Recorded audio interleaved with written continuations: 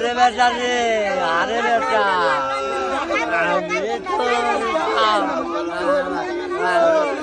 আমি তো ওরে বেটা রে, আরে বেটা।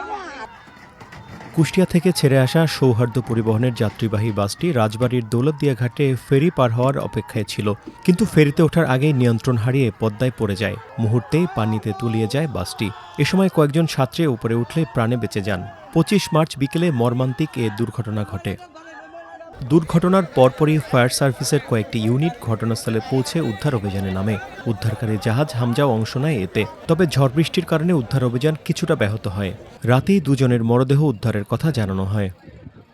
আমাদের গোয়ালন্দ হেমক্রপসের 2টা ডেড বডি গেছে, দুজনই মহিলা এবং একজন মহিলা ডাক্তার, উনি জীবিত আছেন, উনি গোয়ালন্দ হেমক্রপসের চিকিৎসাধীন আছেন।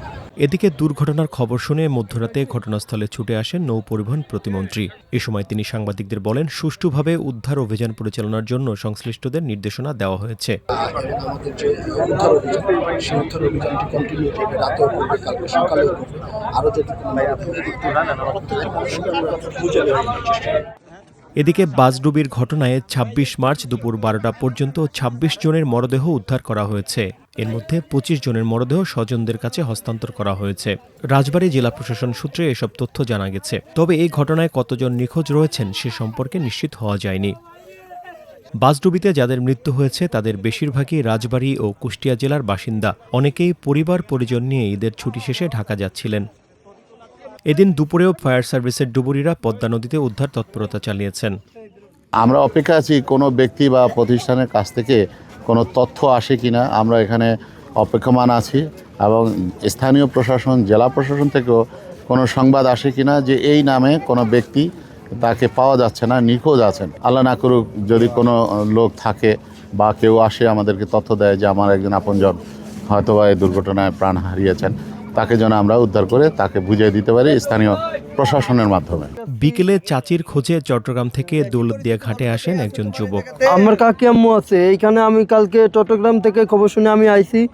এখন পর্যন্ত আমি কেবল এসে পৌঁছেছি, এক ট্রেনে আসছিলাম, ওই ট্রেনে আগুন লাগছে, পরে আমি আরেক ট্রেনে আসছি, পরে গাড়ি দেখার পরে আমি এখানে আসছি। এখন আমি আসে অভিযোগ দিছি, এখনও সন্ধান মেলেনি। দুর্ঘটনার ঘটনায় রাজবাড়ী জেলা প্রশাসন থেকে 5 সদস্যের একটি উচ্চ পর্যায়ের তদন্ত কমিটি গঠন করা হয়েছে।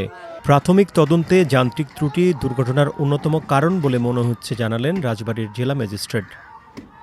অনেক চেষ্টা করেছেন, ব্রেক কাজ করছে না আসলে সম্ভব। তো যান্ত্রিক ত্রুটিকে আমরা আসলে একটা প্যারামিটার হিসেবে রাখছি এই দুর্ঘটনার পিছনে। আচ্ছা আচ্ছা, এটা তাহলে তো আমরা বলতে পারি যে যান্ত্রিক ত্রুটি দুর্ঘটনার অন্যতম একটা কারণ হতে পারে, সম্ভব নয়। এটা তো আসলে তদন্ত কমিটি কি করবে, তদন্ত করবে। নিহতদের পরিবারকে জেলা প্রশাসনের পক্ষ থেকে প্রাথমিকভাবে 25,000 টাকা করে দেওয়ার ঘোষণা দেওয়া হয়েছে। মেহেদী হাসান, প্রথম আলো। ওরে বেটা রে, আরে বেটা রে, আরে বেটা।